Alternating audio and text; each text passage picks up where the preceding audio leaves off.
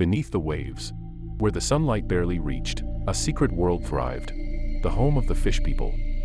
These were not your everyday mermaids. They were fearsome creatures, powerful and terrifying. The fish people ruled the underwater realm with an iron grip. They had developed unique abilities to manipulate the currents, control marine life, and even influence the weather, making them the undisputed rulers of the underwater realm. Yet, their insatiable hunger for dominance led them to a new ambition: to conquer the humans of the land. But there was a challenge in their path: the inability to breathe on land. Their lung capacity restricted their ambitions, forcing them to return to the water, wheezing and gasping for breath. But the fish people were determined. They decided to use humans in experiments. Humans could stay on land without any problem.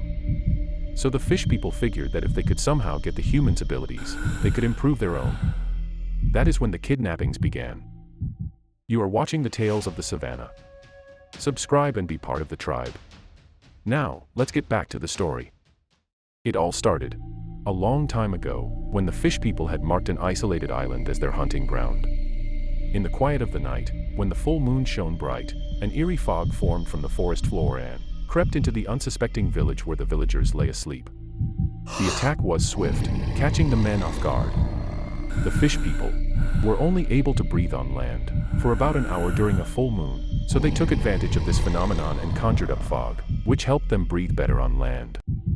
Only men were taken that night, leaving the women in shock and sorrow. In the following full moons, the same mysterious ambush repeated itself until all the men had been captured, except for the boys under the age of 13. The island, once a haven, transformed into a place known as the women-only island. The women were left to grapple with the inexplicable loss. As the years rolled on, an agreement emerged between the women of the isolated island and the fish people. In this understanding, if the women bore any male children, they would willingly give them up to the fish people when they turned 13. And, whenever the fish people sank a ship, the women would present the surviving men to them on the next full moon.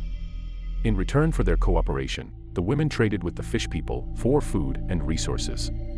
The fish people offered protection to the women, safeguarding them from potential threats posed by outsiders, especially pirates. Though not the most ideal arrangement, the agreement worked for both parties, fostering a fragile but functional harmony that endured for a long time. When the men from the isolated island were all gone, the fish people turned to the seas, needing more men for their experiments. They were not happy with the humans. They thought they were weak, and some even called them useless. Once captured, some humans got so scared that they expired, while others got sicker and weaker each day. Maya, the queen of the fish people, suggested that maybe they were being too harsh on the humans after too many failed attempts. The living conditions were too tough for them to survive. Maya was a voice of reason, respected and loved by the fish people. She was good at calming Majari, their leader, making him a kinda leader. Things got better, and the captured humans started living longer, but life after capture was still full of torture and torment with no way to escape. The experiments were going well, and the hybrids were getting better with each version. They could even go above water without any problems. They seemed perfect.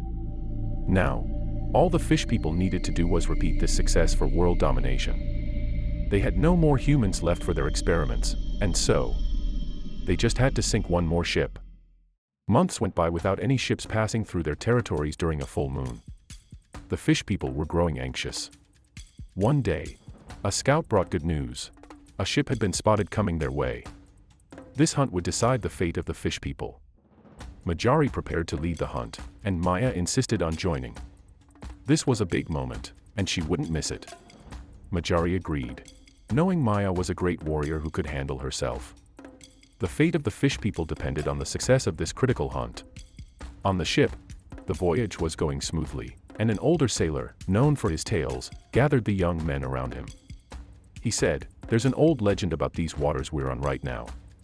The men leaned in, eager to hear. The old man began, "It's said that under these waves lies a city of terrifying creatures, a type of mermaid people. They say, on a full moon like today, while a ship is sailing, suddenly the skies darken, bringing forth rain. The sea becomes restless, and out of the sea comes." The old man didn't finish. Lightning cracked the clear night sky, and clouds gathered. "It has started," he said softly, fear evident on his face. The men laughed nervously as the old man's words echoed through the ship. They thought he was just trying to scare them, playing tricks with his tales of sea monsters. "Come on, old man, you're trying to give us a good fright," one of them chuckled. But the old man's eyes were serious, and his voice shook as he spoke again. "Listen to me," he urged, "grab your daggers and swords, and pray to God we get out of this alive. If we encounter those creatures, end your life. It is better that way." Some men jolted up, following his instructions, while others remained skeptical, dismissing the warnings with laughter. The sea was unpredictable, and sometimes storms came out of nowhere. The men on the ship tried to convince themselves that this was one of those times.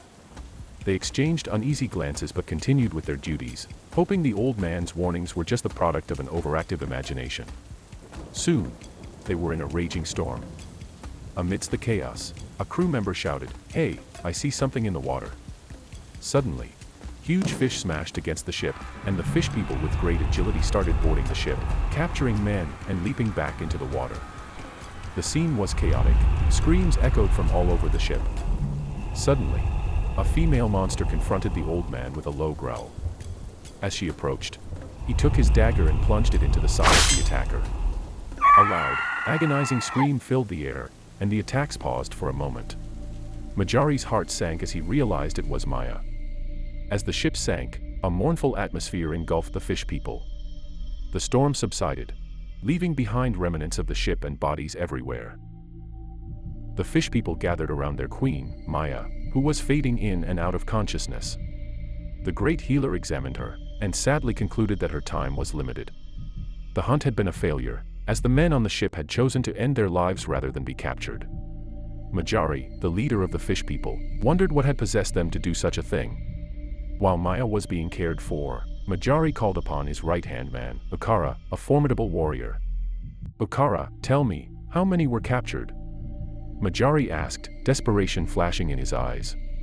25 initially, Ukara replied, hesitating. "What do you mean, initially?" Majari pressed. "Well," Ukara stammered, "we only have 2 remaining. When we found out what they were doing, it was too late. They were gone." He gestured towards the heap of lifeless bodies. Majari felt despair wash over him. "How many made it to the island?" he asked, hoping for a favorable outcome. "Only 1, came the timid reply. "This is the worst hunt we have ever had," Majari lamented, close to tears. He was about to lose everything for nothing. The weeks that followed were mournful as Maya's condition worsened day by day. Before the next full moon, Maya breathed her last. Mermaids from distant realms, including the Sirens, Mamiwata, the Selkies, Akea, Njuzu, and the Jengu, came to pay their final respects. Though they disapproved of the experiments, the fish people were powerful, commanding a vast territory, and no one wished to be on their bad side. Maya, beloved by her people and those from other nations, was honored in the fish people's tradition. A rope and rocks were tied around her waist, and she sank to the depths of the sea, disappearing forever. As Maya slowly sank, a distinct shape of a boat drifted above the water. "Go and get the boy and the surviving man from the island," Majari commanded Ukara. When Ukara arrived at the shores of the women-only island, he was met by Nandi, the leader of the women. Nandi welcomed them with a smile, but Ukara couldn't shake the feeling that something was off. Maybe she had heard about Maya's demise, and was here to pay her respects, he thought. "Welcome, fish people," Nandi said with a smile. "Your leader couldn't make it?" she asked curiously. "No," came the prompt reply from Ukara. "I will take you to the boys myself," Nandi said, leading them into the foggy forest, where Tato and her army lay in wait. And that, my dear tribe members, concludes yet another episode of the Women-Only Island storyline. For those who inquired about the fate of the captured men, I trust that your questions have been satisfactorily addressed. If you are watching this narrative for the first time, this is a continuation of the Women-Only Island storyline. Catch up by watching Part 1 and 2 linked above, or in the description of the video. Now, for the lesson of the day. An African proverb that resonates with the themes in the story is, "A bird in the hand is worth 2 in the bush." It encourages appreciating what one already has and already is, instead of risking it all for potentially greater gains, which connects to the theme of the story of seeking perfection at any cost. The loss of Maya is a reminder of the risks associated with always reaching for more. In the pursuit of power and perfection, the fish people lost the queen they held dear, highlighting the high cost of ambitions. As always, thank you for watching our story, The Fish People, and we hope you enjoyed it. What lessons did you draw from this story? Share your thoughts with us in the comments below. Don't forget to subscribe and be part of the tribe. Thank you for watching The Tales of the Savanna. We will see you next time, in the Savanna.